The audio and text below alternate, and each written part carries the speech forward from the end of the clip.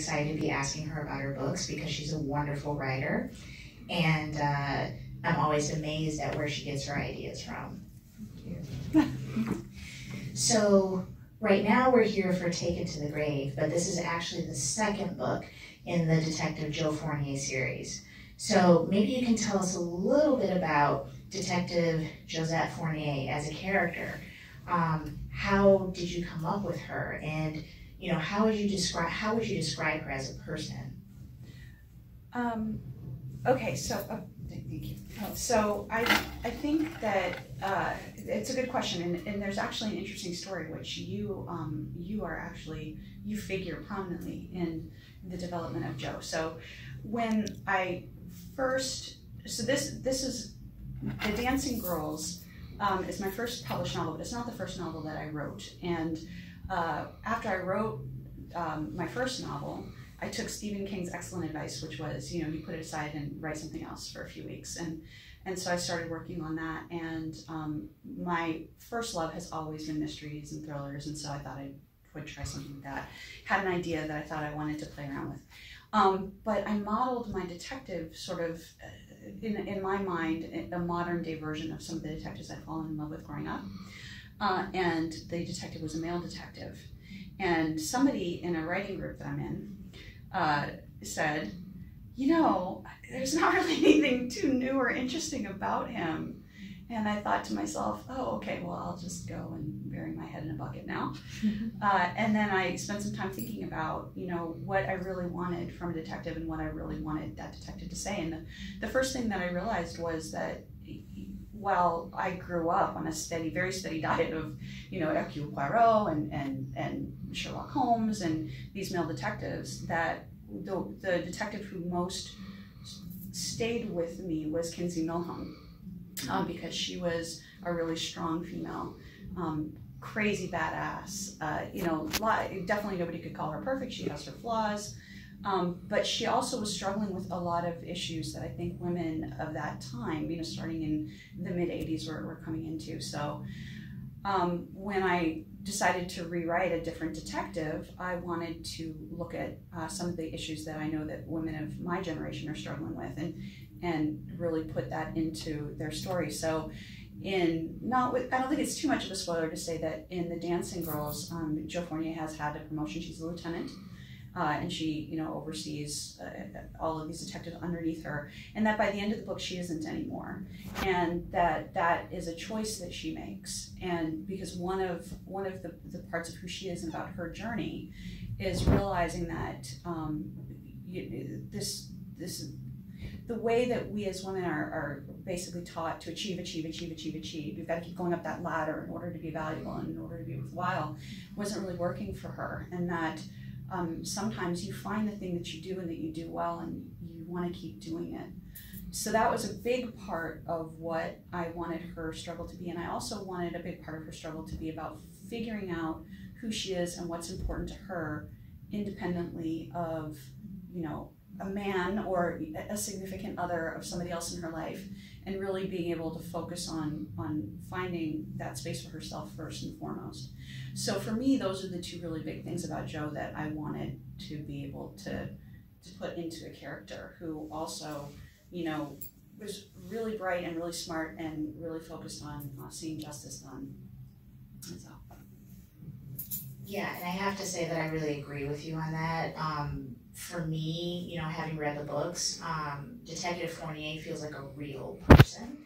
I think that she, we see her flaws, and we see her flaws, as a woman, especially operating in a male-dominated world, and that's refreshing to see. So, Taken to the Grave again is the second Fournier book. And so what kind of killer is she facing this time around? And how does that killer challenge her? And of course, I know you don't want to give away too much about the book, but maybe you can tell us a little bit. Okay, so that's a little bit, all right, so let me see how to do this. So I guess I don't think it would be giving anything away to say that I'm killing the microphone. I shouldn't be fiddling with it. Sorry. Hello? Okay. Yeah. I don't think it's giving anything away to say in the first book, she's facing a serial killer, and in the second book, she isn't. She's facing what would be called a spree killer. So somebody who kills multiple people, but not necessarily, sometimes it can be at once, sometimes it can be over a few days, but it's essentially one incident, even though it's, maybe taking place over a few days. And so in the first book, she hadn't faced too many serial killers. One of the things that I was actually surprised, you wouldn't think this from what you see in fiction, but it's actually not that common for most police detectives to have to deal with serial killers. Those aren't the kind of murders that they're normally solving. So one of the things that I wanted to explore in the first book was how somebody who is maybe in a more rural sort of area and is coming across a serial killer has to deal with trying to profile when they don't really have any experience with that. In the second book, this is more of the kind of killer that she's used to seeing, which is somebody who's got, is really ticked off for reasons that I will not give. So yeah. So one of my favorite things about your books is how you really get into the mind of the killer. We get some chance to see their point of view and, really kind of profile them from a reader's point of view. So you have a knack for coming up with some really creepy and interesting crimes and killers. So where do you get your inspiration from? Come on, this way. Let's go this way. So one of part of it comes from fear, I think, is what it boils down to, and especially both genders are victims of crimes, but women tend to be disproportionately victims of crimes. And when you grow up in a high crime area, you see things and you hear about a lot of things. And it's my belief that people that write crime fiction and that read crime fiction, it's one of our ways of dealing with Okay, so we had a little bit of technical difficulty at this point in the interview.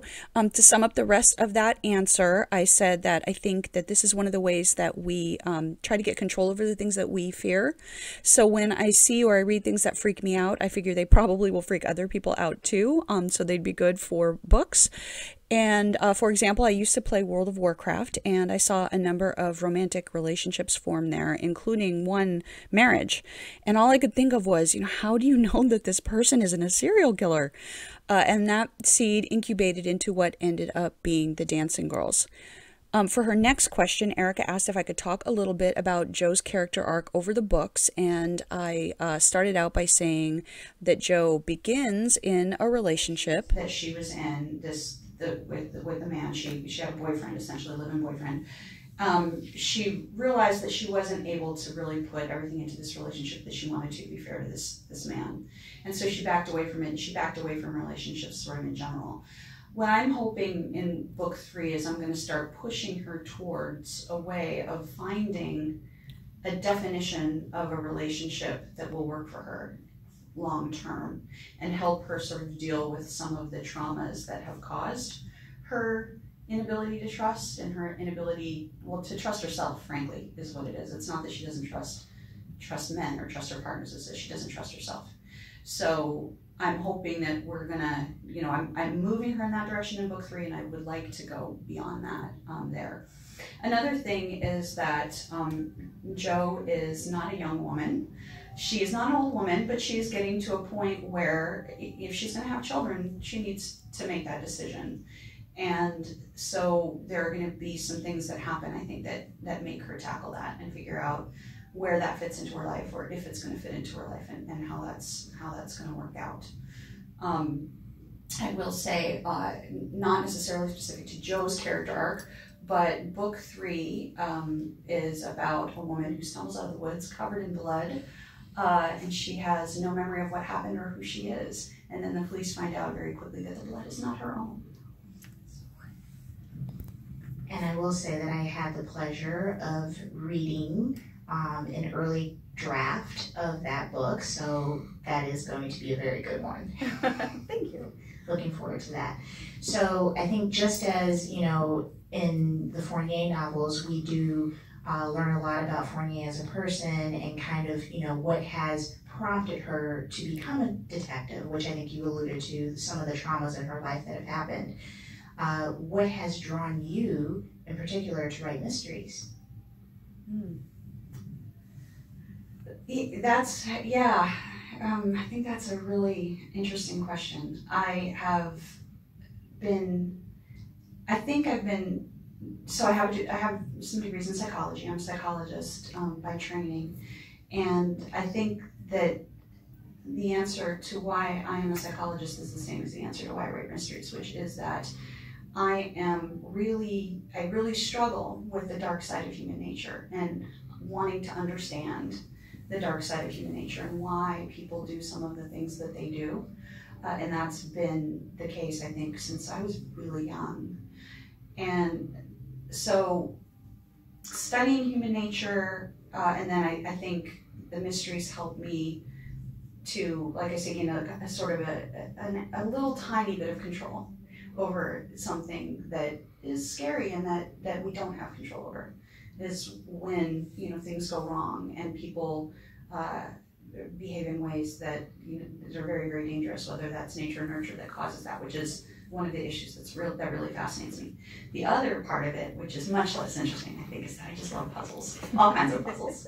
So even just jigsaw puzzles I really love. So ever since I was a girl, any kind of word puzzle, anything that you put in front of me. And so I loved reading mysteries because I always loved trying to solve the puzzles. And I got to just a place where I was like, well, wouldn't it be fun to try to write the puzzle and see if I can give someone else that experience of reading it and then not seeing the ending coming or not being able to figure out who the person is, but at the same time in a fair way, because that's a huge pet peeve for me, is the fair play rules with mystery writers. So, you know, you don't get to use unfair tricks. All of the stuff has to be there so the person can truly solve it. So I guess that has become a challenge that I'm really enjoying, because it's harder than you would think. Lots of layers. So, yes. Well, thank you for giving me the opportunity to interview you. And I just want to say I'm very proud of you, and I'm looking forward to reading more of your work. Thank you so much. And thank you for coming here and for taking the time to do this. I really appreciate that. And she's a writer too. And so the next video, we're going to be interviewing her. So thank you so much.